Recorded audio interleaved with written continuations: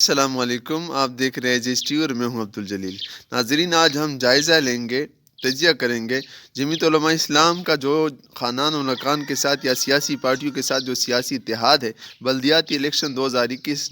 ضلع باجوڑ میں، اس کے حوالے سے بات کریں گے۔ بات ہم کریں گے کیا یہ جو اتحاد ہے یہ جائز ہے یا ناجائز ہے۔ تو اس حوالے سے اگر ہم بات کریں، جب وہ آزاد حیثیت سے ٹکٹ اپنے آزاد حیثیت سے جب اپنی پارٹی کے لوگوں کو ٹکٹ دیتے ہیں تو تب آپ کون سا اس کو سپورٹ کرتے؟ جو اب آپ بات کریں ان پر تنقید کرتے یا ان پر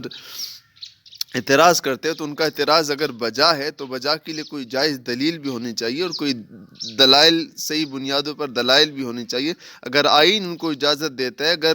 پاکستان کا جو قانون ہے وہ اس کو اجازت دیتا ہے کسی اتحاد کے لیے، تو آپ کون ہوتے اس کو روکنے والے؟ اور جہاں تک اگر آپ بات کریں کہ نہیں انہوں نے خاندان ملکان کے ساتھ کیوں اتحاد کیے، تو آپ اگر کسی اور کے ساتھ اتحاد کریں تو وہ جائز ہے آپ کے، لیکن اس کے لیے اجازت دوسری پارٹی اگر کسی بھی دوسری پارٹی کے ساتھ وہ اتحاد کر سکتی ہے، سیاسی اتحاد کر سکتی ہے، ان کے ساتھ مل سکتی ہے کسی بھی پلیٹ فارم پر، تو کیا جمعیت علماء اسلام کو یہ حق حاصل نہیں کہ وہ کسی پارٹی کے ساتھ اتحاد کرے؟ جماعت اسلامی کا جو اتحاد تھا پی ٹی آئی کے ساتھ 2013 سے 2018 کے درمیان، جو صوبائی حکومت تھی پی ٹی آئی کی، ان کے ساتھ وہ جائز تھا، لیکن جمعیت علماء اسلام کا بھی جو اتحاد ہے بلدیاتی الیکشن کے حوالے سے وہ ناجائز ہے۔